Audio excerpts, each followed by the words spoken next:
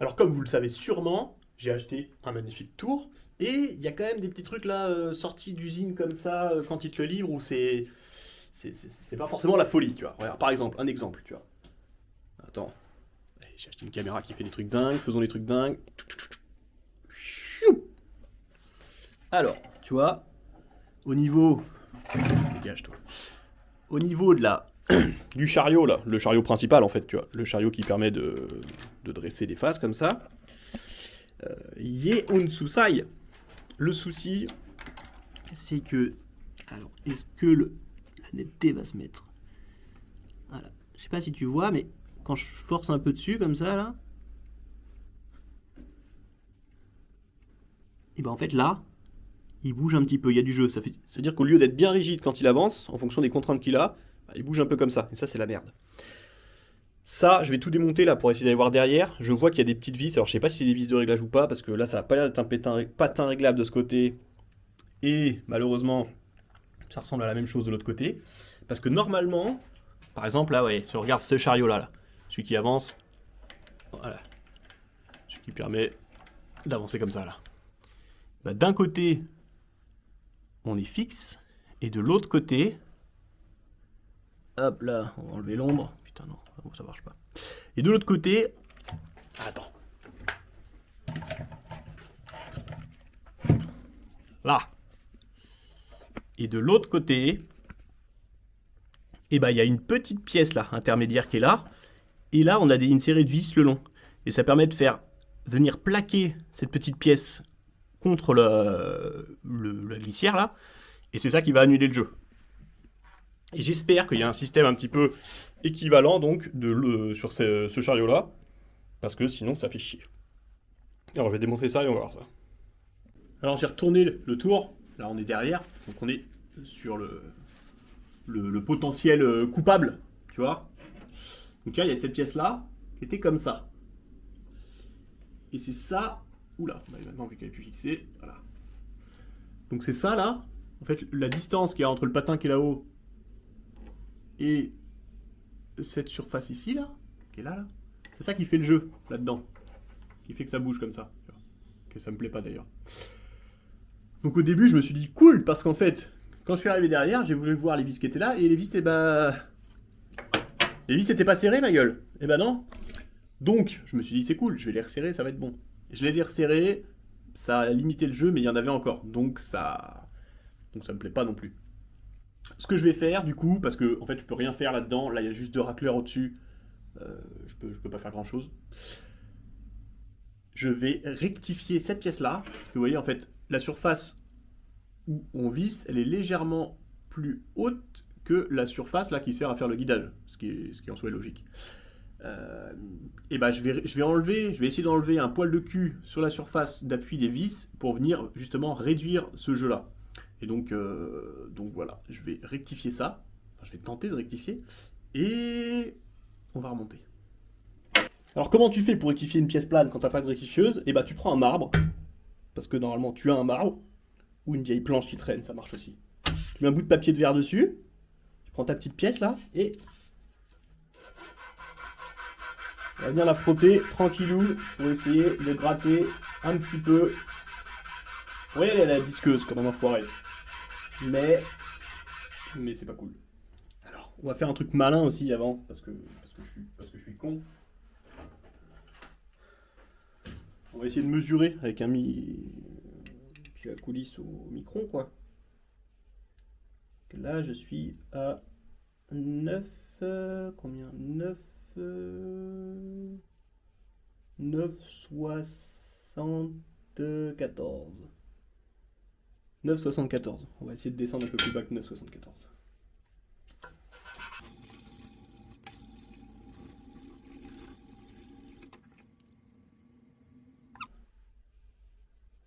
On est descendu. On est à 9,70. Là, on a réussi à avoir les 4 centièmes. Voilà, je vais essayer de gratter comme ça. Parce qu'en fait, il manque pas beaucoup. Hein, mais ce petit jeu, même de quelques centièmes qui fait que ça bouge, bah ça m'emmerde. Je vais gratter comme ça, je vais remonter et je vais voir s'il y a plus ou moins de jeu. On va voir. Bon, et bien, c'est une très bonne chose parce que ça a marché. Bah, le taux de réussite quand je fais quelque chose n'est pas forcément toujours ouf, mais là, il y a il n'y a plus de jeu. Tout à l'heure, on voyait bien là. En fait, je le vois bien en plus parce que je vois l'huile qui suinte. Quand ça appuie et que ça se décolle un petit peu, ça fait un petit peu suinter l'huile là. Et là, eh ben, ça bouge plus du tout. Et alors, si j'avais enlevé trop, non seulement ça aurait pas bougé, mais il aurait même pu coulisser le chariot. Et là, donc, vérifier. Quand je tourne la manivelle, je sens voilà, ça avance bien, ça avance gras comme on dit. Tu vois. On sent qu'il y a un petit frottement, mais un frottement gras. Tu vois.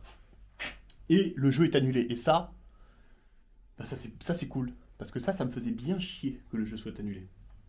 Pas qu'il soit annulé, qu'il y ait du jeu, ça m'emmerdait bien. Une bonne chose de fait, parce que ça va vraiment jouer sur la qualité de la machine. Et là, je suis passé, en fait, j'ai enlevé que 4 centièmes. Je suis passé de je sais plus combien, 74 à 70. Donc j'ai enlevé 4 centièmes, ce qui est pas grand chose, mais 4 centièmes, ça suffisait, bah, mine de rien. Voilà. Donc c'est ça, hein, souvent le problème des machines pas chères, quand vous achetez une machine pas chère, quelle qu'elle soit, un tour ou autre chose, c'est que souvent c'est les finitions. Parce que si on rajoute une passe de rectif sur cette pièce-là, bah, ils rajoutent 20 balles, je sais pas combien ils vont rajouter, mais chaque petite passe opération en plus va rajouter de l'oseille. Et quand on fait une machine low cost de la chinoiserie, bah, la précision, on peut pas l'avoir, quoi. Donc ça vaut le coup quand même de s'y pencher parce que ça va clairement améliorer la qualité de la machine.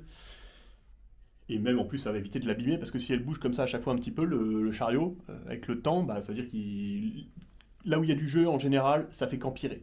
Voilà, on n'a jamais vu un jeu qui s'améliore. Ça fout la merde, ça va finir par un petit peu abîmer tout le reste, même les outils vont prendre des vibrations, ça va faire chier. Donc c'est très bien. Next. La deuxième chose que je m'étais rendu compte, alors ça, il n'y avait pas besoin de s'en rendre compte, hein, c'était un peu évident en fait, mais j'avais la flemme.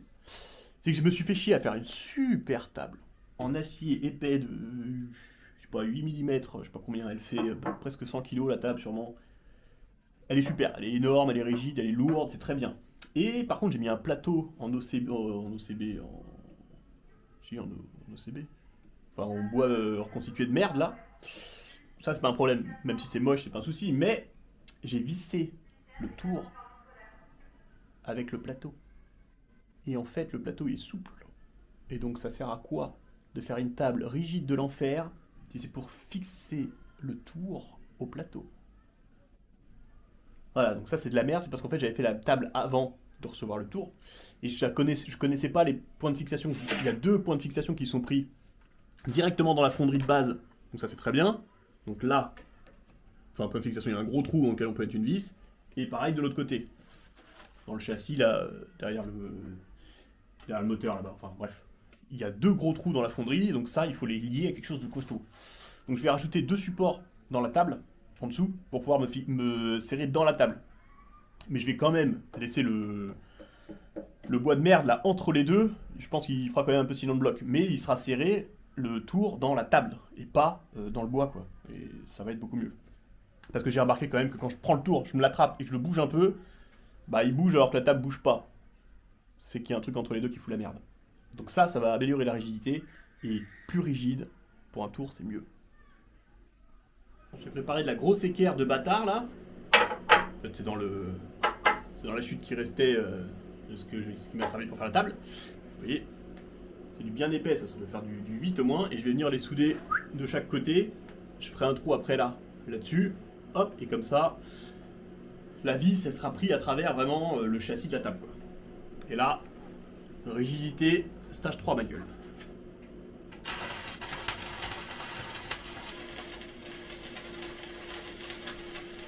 Voilà ma gueule, on n'est pas là pour être ici nous. Alors forcément vu que j'ai rajouté l'équerre en dessous, la vis que j'utilisais avant bah, elle est trop courte.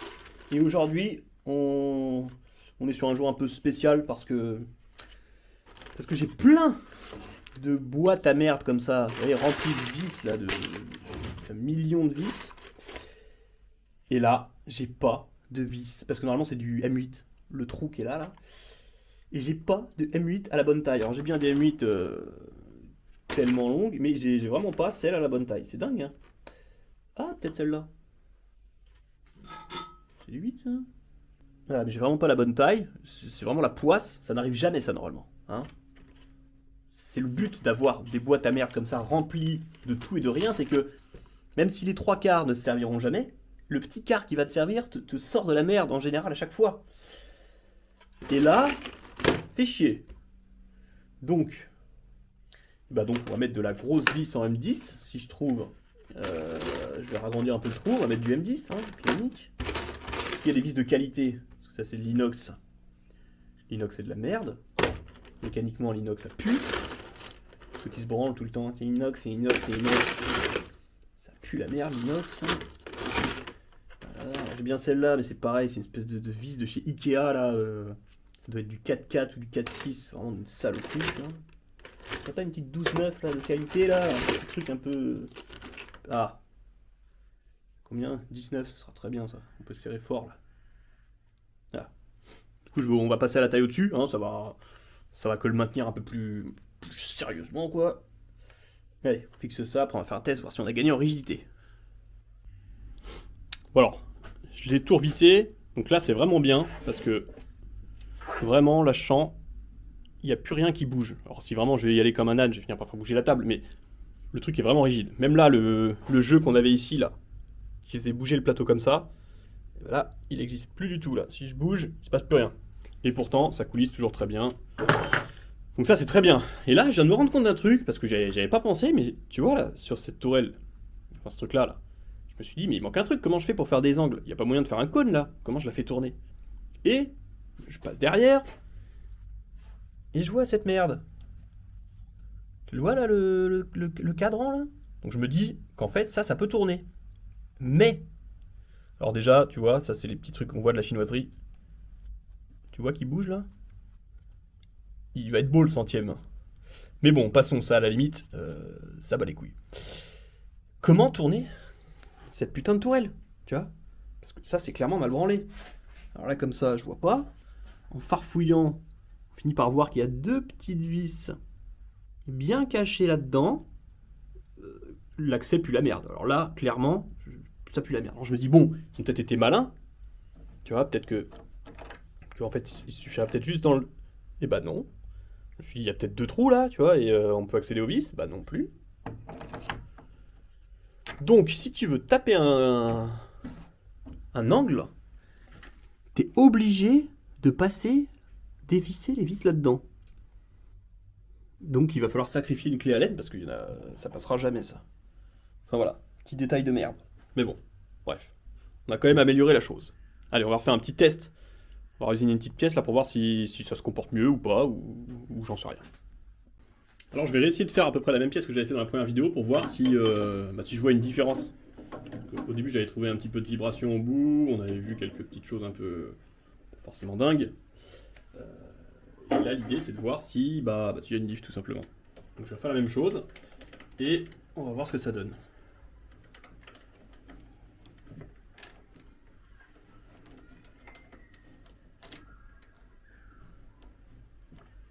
Alors un autre truc que je me suis rendu compte, comme je vous l'ai dit tout à l'heure, là, le porte-outil, là, la tourelle, donc elle a 4 positions, et si je veux changer l'angle de la tourelle, alors à moins de se mettre entre les positions, mais bon, c'est toujours pratique d'avoir un repère dans lequel on tombe, il faut que je puisse faire tourner tout le socle là. Et donc ça revient à ce que je disais tout à l'heure, là, le truc qui est intournable. Donc déjà, pour avoir mon outil bien à 90 degrés, je suis obligé je peux pas être en appui dans la tourelle.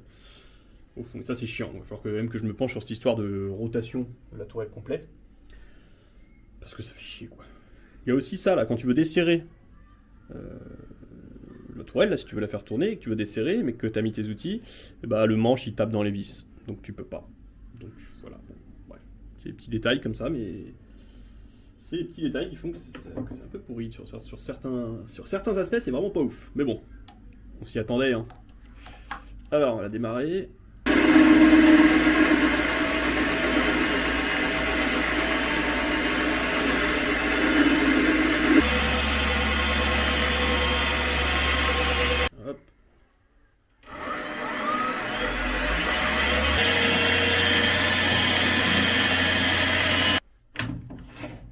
Alors ce coup-ci, je vais changer de forêt.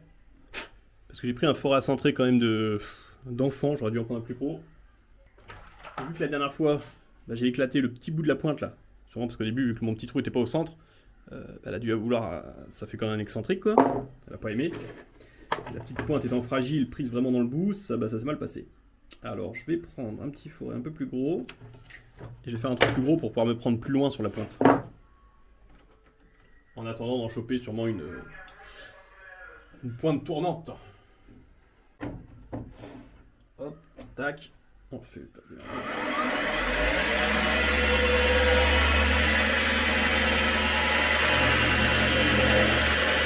Là, ça va très bien. Hop. Je vais mettre la contrepointe. Hop, tac. On enlève celui-là. Hop.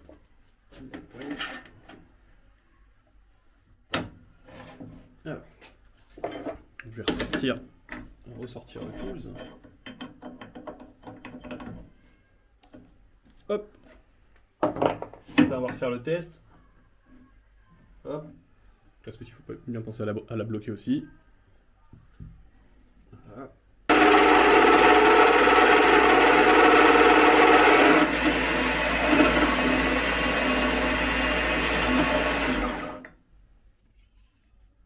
Alors l'aspect de surface est pas ouf.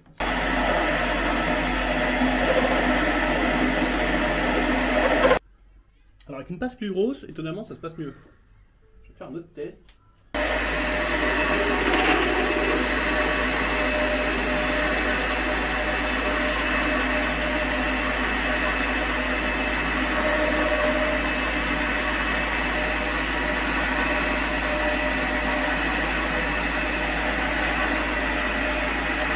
Un peu de lube et la machine est ravie.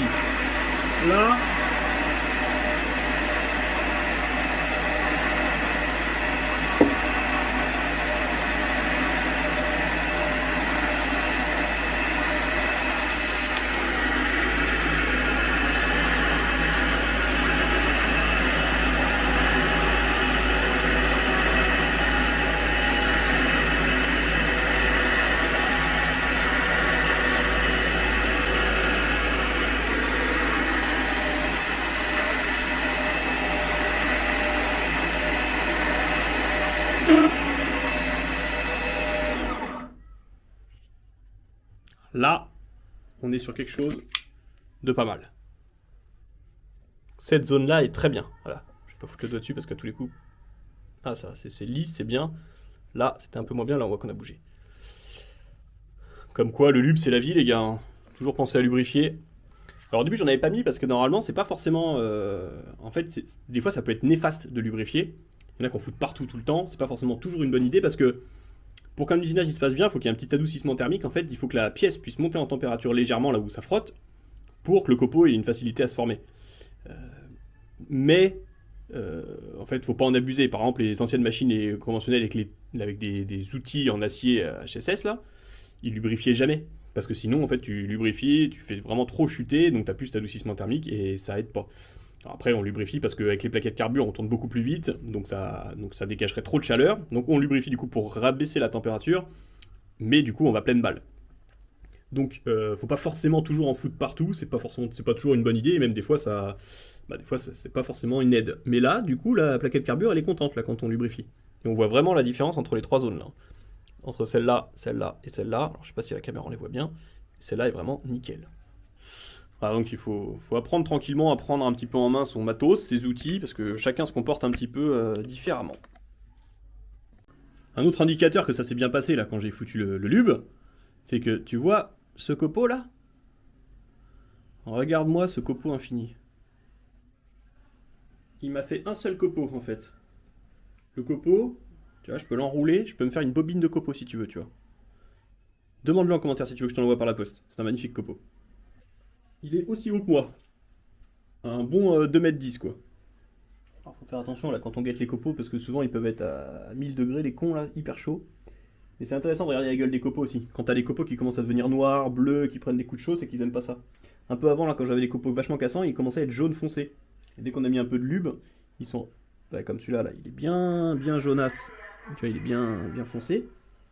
Merde, il est où mon copeau infini? Si je prends celui-là, là, alors je sais pas si on va voir grand chose à la caméra. Focus. Il y en a un qui est jaune et l'autre qui est blanc. Donc voilà, ça donne des indications. Regardez la gueule de son copeau. Et la gueule de son outil. Bon, le carbure ça change pas trop de couleur, mais si tu as des outils HSS et qui devient tout noir, c'est pas forcément ouf quoi. C'est que ça chauffe en tout cas. Bon et bah en tout cas, les petites modifs ont porté leurs fruits parce que la machine est vachement plus rigide. On le sent hein, même quand je bouge là. Quand je l'attrape, je bouge un peu partout, ça gigote pas comme avant je sentais vraiment la souplesse là-dedans, là je la sens plus du tout, donc c'est mieux, c'est vachement mieux. Et là, la petite combinaison rigidité, un peu de lube aux endroits stratégiques quand il faut, et bah, c'est un festival de copeaux infinis, tu vois. Alors, de temps en temps, il casse parce qu'il casse, mais là, tu vois, quand t'as ça, quand t'as des beaux copeaux comme ça, c'est que tes conditions de coupe, elles sont au poil de cul, tu vois. Donc c'est pas mal. Donc voilà, je valide cette saloperie chinoise, mais du coup, il faut quand même se pencher un peu dessus sur les deux trois petits trucs qui t'ont mal serrés. Pareil, j'ai vu que tu vois, tous les goujons qui tiennent les capots de protection, bah, ils étaient même pas serrés dedans. Donc en fait, plus ça tremble, bah, plus ça gigote, plus ça se barre, ça va partout. Euh, voilà, il y a tous les petits détails comme ça. Mais s'ils avaient mis un mec qualifié qui avait fait tous ces petits réglages à la fin, bah ils auraient été obligés, le mec aurait passé, je sais pas, quelques heures dessus à tout peaufiner, tout régler. Et bon, si c'est un chinois, ça coûte pas cher là, taux horaire, mais là, il aurait été plus cher. Voilà, donc c'est livré, c'est pas cher, mais il faut se pencher dessus 2 secondes pour vérifier un petit peu les jeux, les trucs comme ça, pour la mettre dans de bonnes conditions pour qu'elle envoie du sale copeau. Voilà, c'est fait. À plus.